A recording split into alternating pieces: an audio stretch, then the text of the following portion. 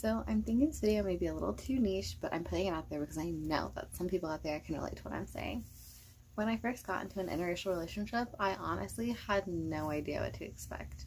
When you go out into public, the way that other people interact with you completely changes. In today's video, I'm going to be talking about what crazy things people have said to me and other people in interracial relationships. Stay tuned if you want to find out.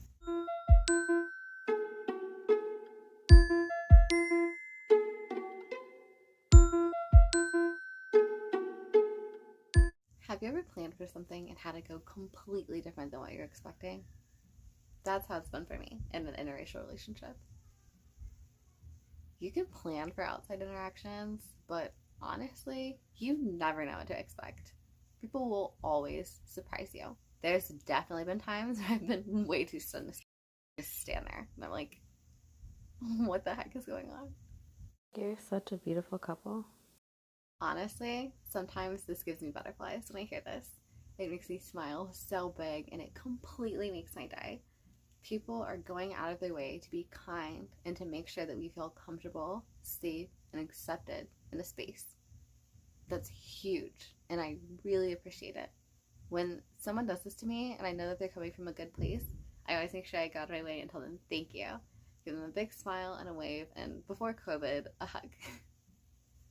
But other times when people say this, I don't have the same response. Sometimes when people say you're a beautiful couple, you can tell that something's off.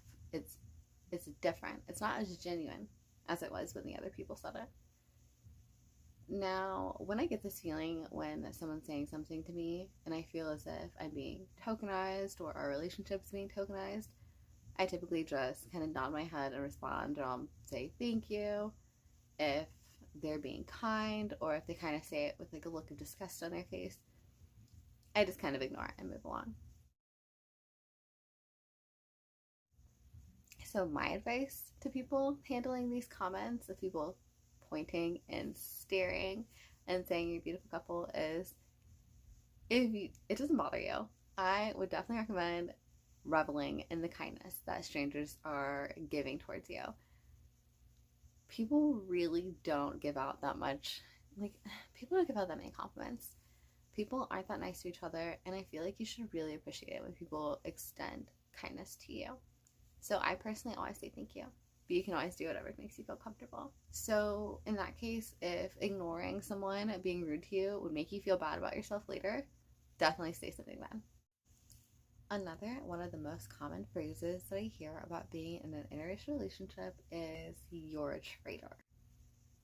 When I hear these comments, I immediately get annoyed because I don't like people pushing their own beliefs and assumptions, viewpoints down other people's throats. I think it's extremely rude, especially when you're trying to invalidate someone or insult them because they are doing things differently from you. When people do this to me, the way I typically handle things is by telling them that I don't understand why they're being rude to me, and I would like to understand where they're coming from. Typically, these conversations are extremely civil, and they end up apologizing for pushing their own beliefs or assumptions on me in my relationship. I personally think it's a little weird to start insulting someone when you're making an assumption about them. And I think my advice to people that feel that way would be not to comment hating or calling someone mean names because you don't agree with their beliefs or their lifestyle. That's why you're living your own life. You can do what makes you happy. My advice for people being called traitors or bedwenches for being in an interracial relationship, ignore the haters. Do what makes you happy. That's what's most important. You're here on this earth to help yourself thrive, grow, and help others. If someone is being mean to you because you are living your best life, fuck it.